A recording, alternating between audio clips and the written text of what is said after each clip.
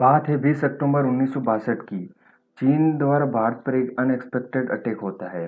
भारत ये कभी नहीं सोचता था कि चीन उस पर एक अचानक से हमला कर देगा।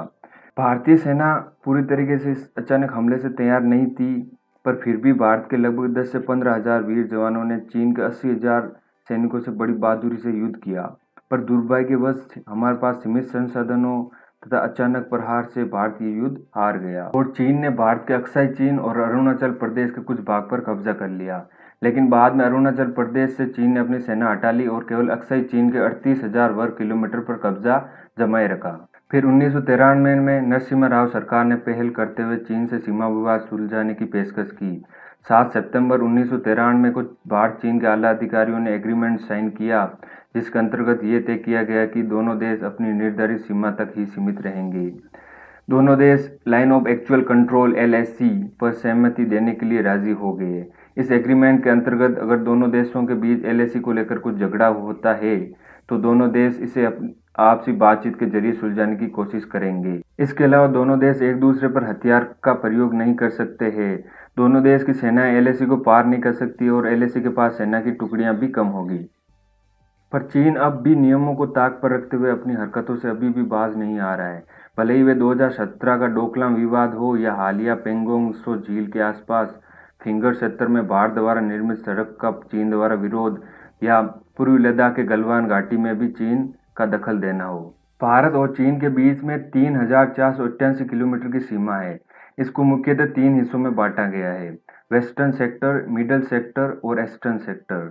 वेस्टर्न सेक्टर लद्दाख से लगती सीमा है, मिडल सेक्टर हिमाचल प्रदेश व उत्तराखंड से और ईस्टर्न सेक्टर अरुणाचल प्रदेश व सिक्किम से लगती सीमा है।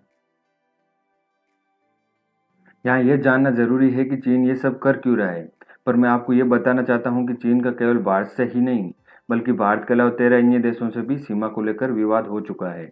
इसके पीछे बहुत से कारण हैं, जिसमें चीन का अपने सामरिक हित साधना हो या चीन की कम्युनिस्ट सरकार जो अपने तानाशाही शासन के लिए जानी जाती है।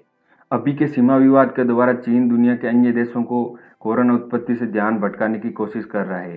पर इसके अलावा चीन में तानाशाही शासन है, इसलिए जब भी सरकार के खिलाफ अपने देश में आवाज़ उठती है तो ऐसे ही अपने पड़ोसी देशों से सीमा विवाद के द्वारा जनता का ध्यान भटकाने की कोशिश करती है।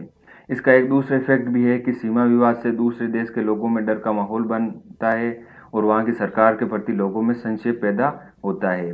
चीन पहले से ही ऐसी हरकत करता आ रहा है, लेकिन भारतीय सेना ने इसका मुंह तोड़ जवाब दिया है। सीमा विवाद का एक दूसरा कारण भारत द्वारा तिब्बत के धर्मगुरु दलाई लामा व उनके लाखों अनुयायी को भारत में शरण देना भी है, क्योंकि चीन तिब्बत को अपने देश का हिस्सा मानता है। ताजा सीमा विवाद को सुलझाने के लिए दोनों देशों के बीच में राजनयिक स्तर पर बातचीत हो रही है। उम्मीद है दोनों देश आपसी बातचीत से इस मुद्दे को हल कर लेंगे और चीन अपनी सेना भारतीय सीमा से हटा लेगा। परिणाम जो भी हो, हमको अपनी सेना और सरकार पर भरोसा है कि हम अपनी जमीन का एक टुकड़ा भी किसी दूसरे देश को हथियाने नहीं देंगे। जय हिंद, जय भारत। आप सभी से मेरा अनुरोध है कि अगर आपको ये वीडियो नॉलेजेबल लगा तो इस वीडियो को लाइक, कमेंट और शेयर जरूर करें और ऐसे ही जानकारी से जुड़े रहने के लिए मेरे चैनल को सब्सक्राइब जरूर करें। तो मिलता हूँ आप सभी से ऐसे ही एक नॉलेजेबल फैक्ट्स के साथ नेक्स्ट वीडियो में। तब तक के लिए have a nice day, have a good health.